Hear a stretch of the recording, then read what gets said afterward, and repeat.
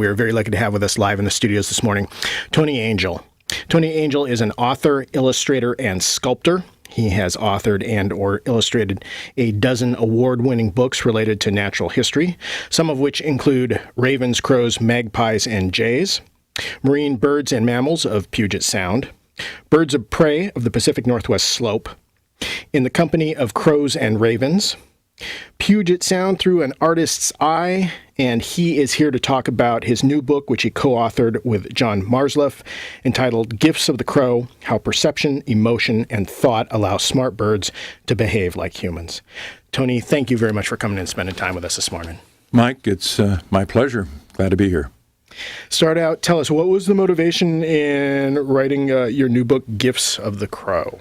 Well, the motivation, I think, came after we finished our last book, In the Company of Crows and Ravens, because of the response that we got from really all over the world, where crows and ravens and magpies and nutcrackers and their kin are found.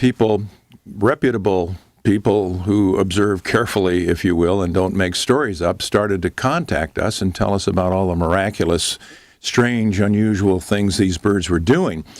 So we put our heads together and said, you know what, let's sit down and figure some of this out. Let's interview these people, make a follow-up contact if they're out of the country, and try to put a screen on this and get some accuracy to it. And what do we come up with? And we came up with a body of experiences, a body of experiments, along with observations, that really compiled for us a book that also told us about how comparable the brains of corvids are to the human brain. And it took us in a direction for this new book that we weren't really aware that we would go until we got into it, and that was to look at the current neurobiological research on this particular group of birds and look at the crow's brain and give credibility, if you will, to some of the unusual things that they do by showing that in the brain of this bird, they're capable of it. Even though their brain is so much different than the mammalian brain, they still have all the equipment to do incredible things. And that's the framework for the book. All right. So you divided the book into 7 sections, is that correct? Pretty much 7 sections. There are some introductory things, but yes. And language was the first area you focused on. So can you talk a bit about that? Well, we also get a lot of questions continuously, and people ask, what are crows and ravens saying? And I think that's one of the most difficult handles to get hold of when it comes to understanding those communications. But we know that they are indeed communicating with one another purposefully. They send out warnings, they taunt, they mob and scold. But what about a more subtle language? And John in particular and his science team get out on a number of projects, but some of them are to measure the nuances in the calling to determine if, in fact, there are differences from call to call that would give information that we otherwise might miss because our hearing wouldn't pick it up. And there's a hint of this, but it's still an area that really needs a lot more exploration. On the other hand, one of the things that we discovered was that they can use human terms in context and get rewards for it. So like we would employ a word or a phrase, give it to me, and get a return on it. These birds have picked up the terminology and then put it to work for them. A number of examples, but one that comes to mind. A biologist in Montana was awakened very early one morning. We described this and also have a couple of drawings of it. When he heard outside of his window not only his dog barking before sunup, but someone calling, "Here, boy, here, boy." And he thought, good heavens, it's 5 o'clock in the morning. I wanted to sleep in. And he drags himself out. He looks around, nothing to be seen except a barking dog. Goes back in and hears it once again. "Here, boy, here, boy." This time when he goes out, he discovers a crow on the fence of the kennel, leaning over and calling the dog, and of course driving the dog nuts. All right. He chases the crow off, shaking his head. He couldn't believe it himself. And the crow, over the period of the next 2 weeks, makes its way to the campus of the University of Montana, still using the term, here boy, here boy. And if it's like the University of Washington, from time to time you see stray dogs that, kind of friendly, wandering around. The crow would assemble these dogs under a tree with the crow up above calling, here boy, the dog's looking up, yeah, all right, now what, back and forth. And apparently, you'd have to conclude there was some purpose in doing this over and over again to get the response from the dogs. In the case of the kennel, you might have argued, the crow would distract the dog in the kennel and seize the kibble in the dish and then get out of there again. In the case of the crow using that term to assemble the dogs on campus, a little more difficult to determine what was behind it, except when the classes let out on the campus, the crow would fly off calling, here boy, with all of the dogs in hot pursuit running through the students and creating chaos here and there on the campus. It went on for a couple of weeks. And you wonder, well, what's behind that? Does the crow have a sense of humor? Was it just interested in seeing what it could get the dogs to do? Were there any lunches spilled in the course of the students running for cover as these pack of dogs go charging behind the crow? Maybe, and it could have been that the crow had discovered that it could pick up some scraps after chaos, but a number of examples, my personal experience likewise with my raven macaw using my term, hello macaw, as a greeting routinely every morning when I'd go in, he'd greet me with a hello macaw. And it was in context, only used at that time. And you had to conclude that these birds, like parrots who are capable of using human terms in the context or in a reference to a particular object.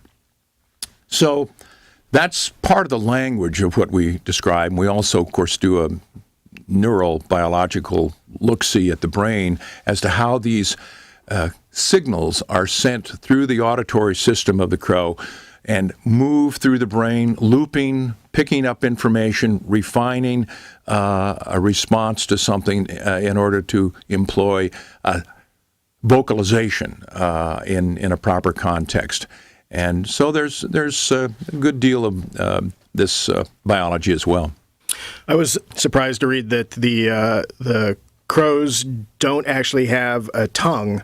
They use muscles in their throat. Is that right? Yeah, that's right. The syrinx, we often hear the old adage or argument, well, slit the tongue of the crow and it will talk. Well, the tongue really doesn't have anything to do with talking, so leave the crow's tongue alone if you're close enough to a crow that you'd like to hear it do something other than cawing, because down in the throat itself, below the forward portion of the throat where they swallow and the tongue assists in the swallowing, there is this bifurcation or two sides to the voice box where they can articulate the sound deep in the throat.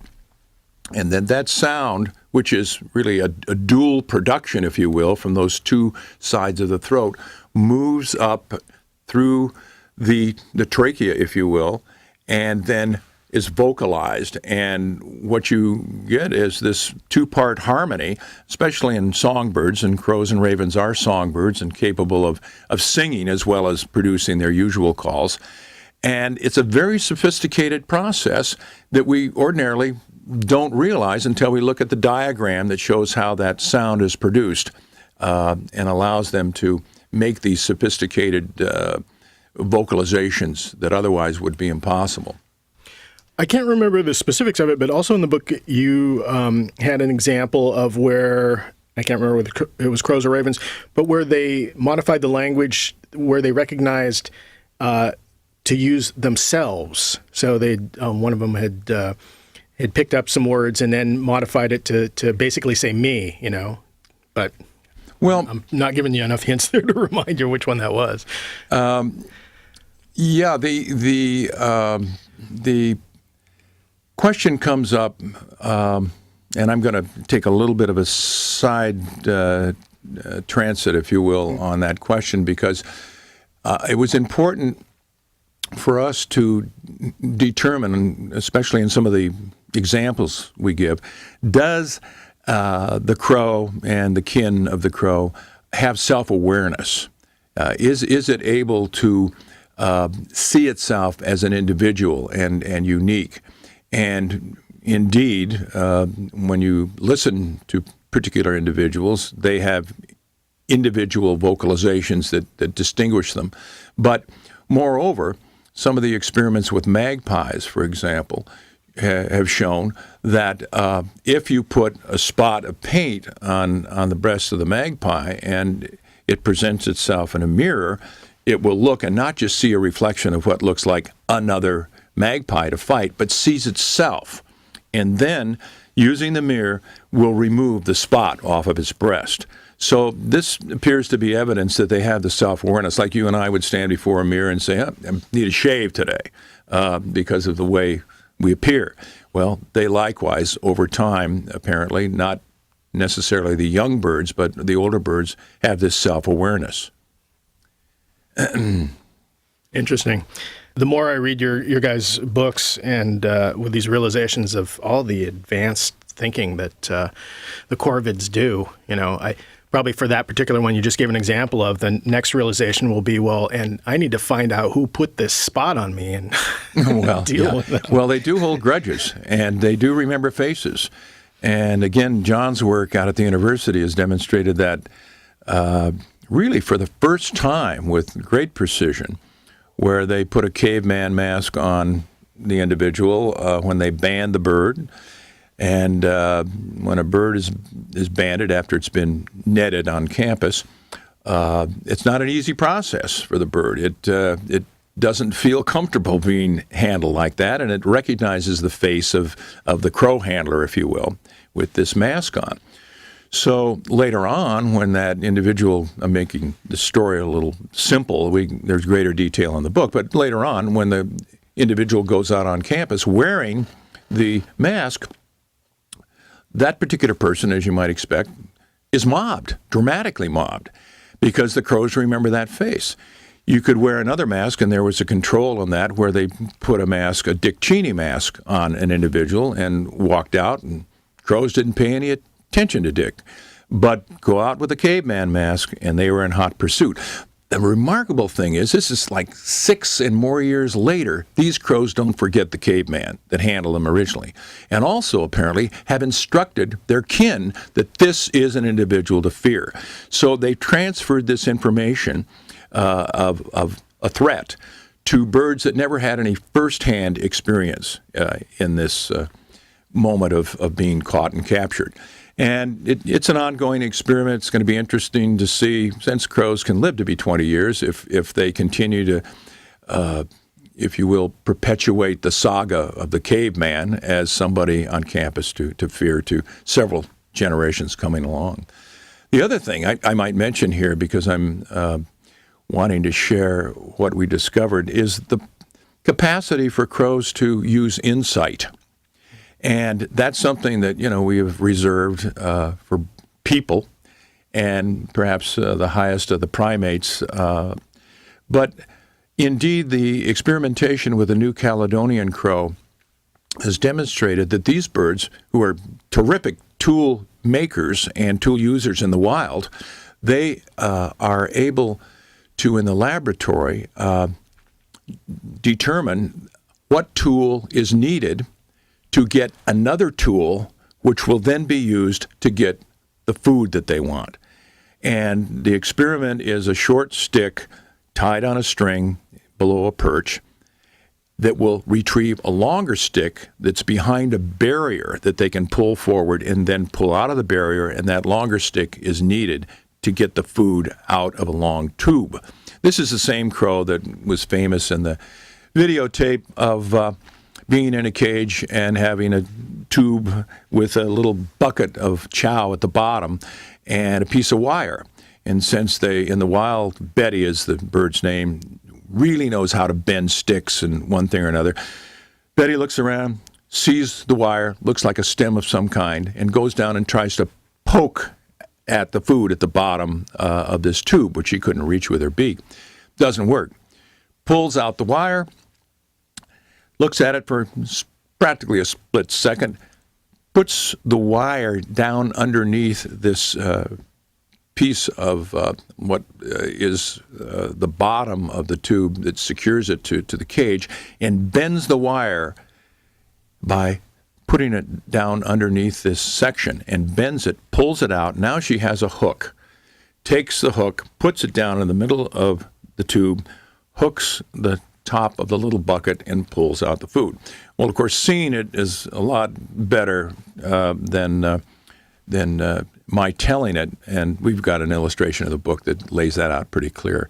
But there again, the bird grasps the problem, has experience, as well as perhaps some innate inclination to bend things in order to make tools, but then puts it to work in a laboratory situation.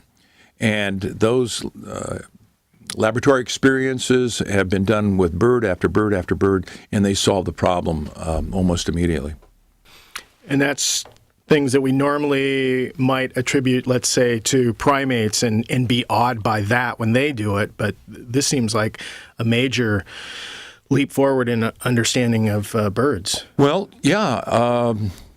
The irony of this is, Mike, that for probably over 100 years after a fellow in a laboratory in Europe determined that the avian brain was so different than the mammalian brain that the avian brain made a bird just a creature of instinct. They were very different. Well, of course they're different because they evolved, even though they evolved from a common ancestor. The mammal brain evolved much earlier. That common ancestor continued to evolve, and then 200 million years later, the bird emerges from that common ancestor with a different brain. And it has all of the same equipment, but configured differently. Well, the scientist who was doing the examination just said, well, the bird really isn't doing any thinking. It's just innately inclined, a creature of instinct. And it's ironic that he would say that because he was surrounded by ravens and rooks and magpies that were doing great things out of the lab. So he didn't coin the term bird brain, but it came out of those studies, and it lasted for 100 years.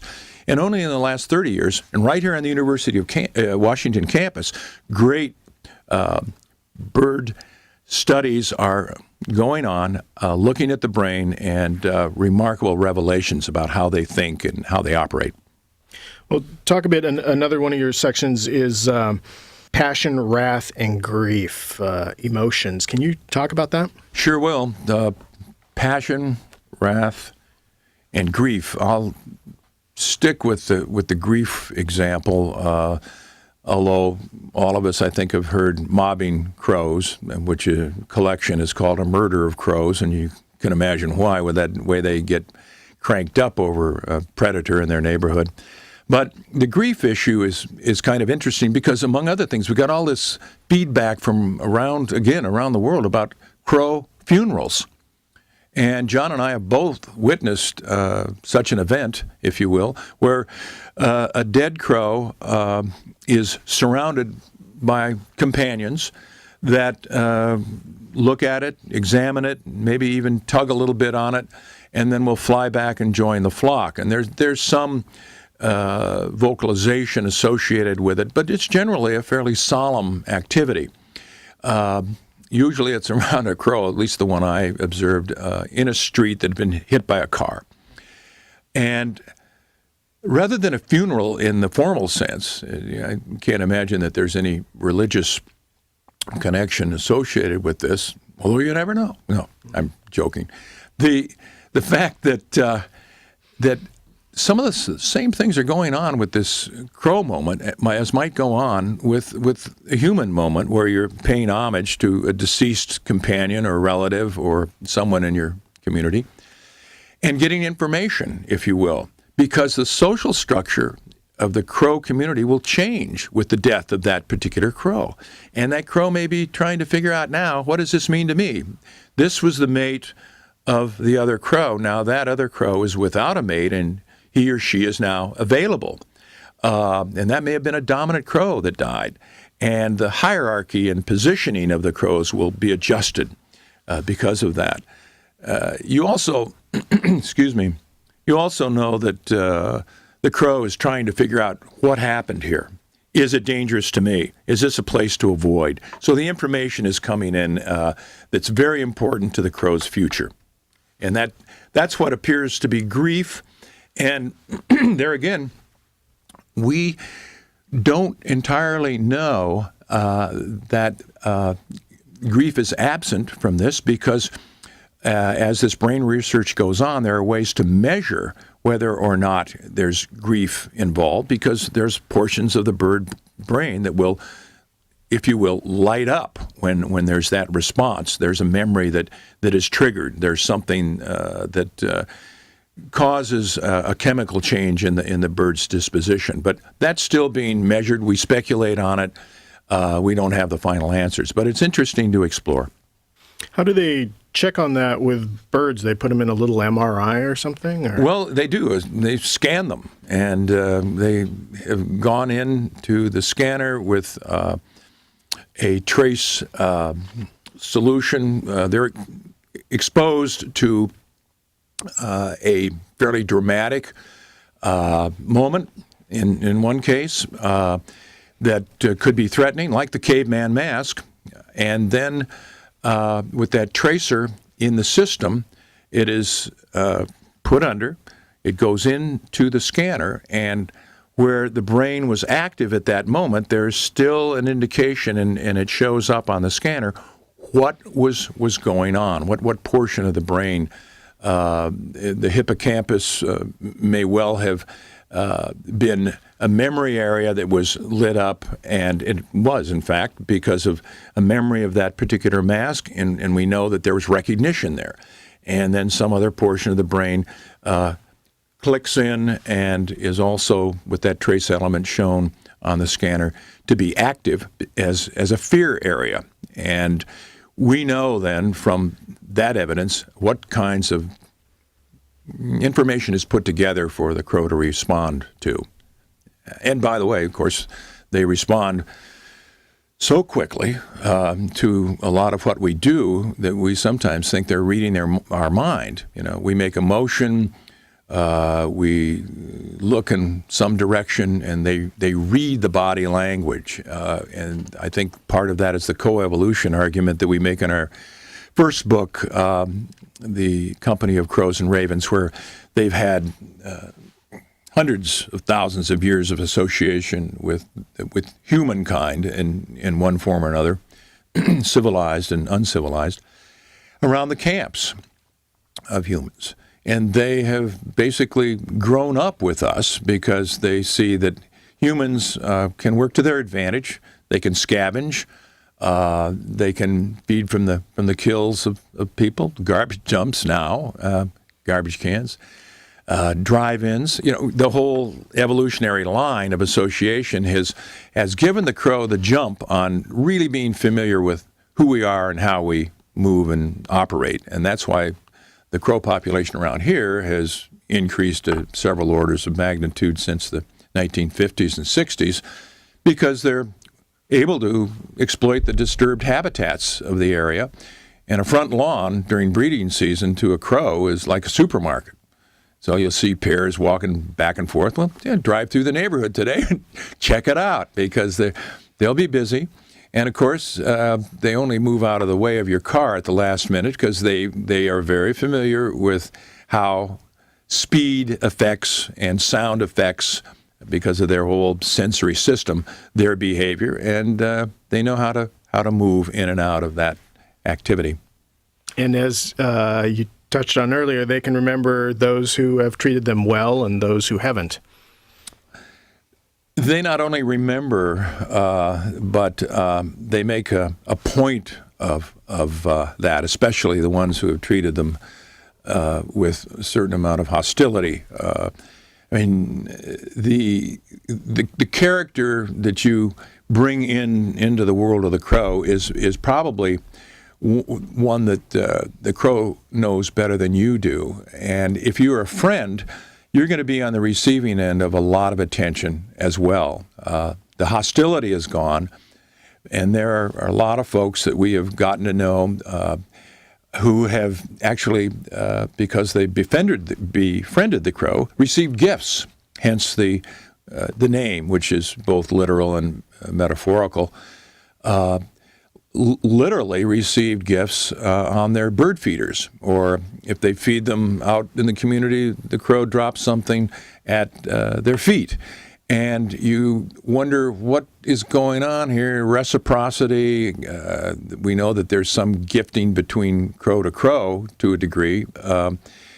But crow to humans, well, it appears that there's something pretty serious going on, because once again, it goes on continuously in lots of different communities from lots of people who are not just making it up. And we run it through a set of questions, and are they kidding us? Are they serious? Are they making observations that are accurate? What? And we come up, I think, with some pretty solid proof that there's serious, if you will, gifting and exchange. And why wouldn't they? I mean, if you say, what's behind this? If they could make a gesture that would either enhance or prime the pump, if you will, on something that's coming back to them, it stands to reason, and food is, ultimately very, very important to them. Why wouldn't they possibly leave something that could work on their behalf? So the other part of the gifting is that we feel that here's a bird that has settled into our lives. We think there's a middle ground between loving them and hating them, and that's admiring them, respecting them, trying to understand them, because they're so full of dynamic expression and activity and an endless array of behaviors, at least to, my and observations and John's and a lot of other people. And they provide lessons about nature. The whole animal behavior spectrum is there in the crow. And I think as we understand the behavior of other animals, I think we better understand the behavior of ourselves. And that's one of the benefits that the crow locally and accessibly provides. We are talking with Tony Angell. He is co-author of the new book, Gifts of the Crow, How Perception, Emotion, and Thought Allow Smart Birds to Behave Like Humans. And do you have a website in addition to your book that people can go to I do. Check out your work? Yeah. My website is tonyangell.net, and it will put you in touch with some of the and many of the things that I'm involved in. John has a website. You just Google John Marsloff, and his website or contact point is going to come up as well. I just email him at corvid.uw.edu, and that's one of the ways I routinely get in touch with John. Well, with that, we're unfortunately out of time. I want to thank you very much for coming in and spending time with us this morning. Boy, Mike, it's been my pleasure. Thank you.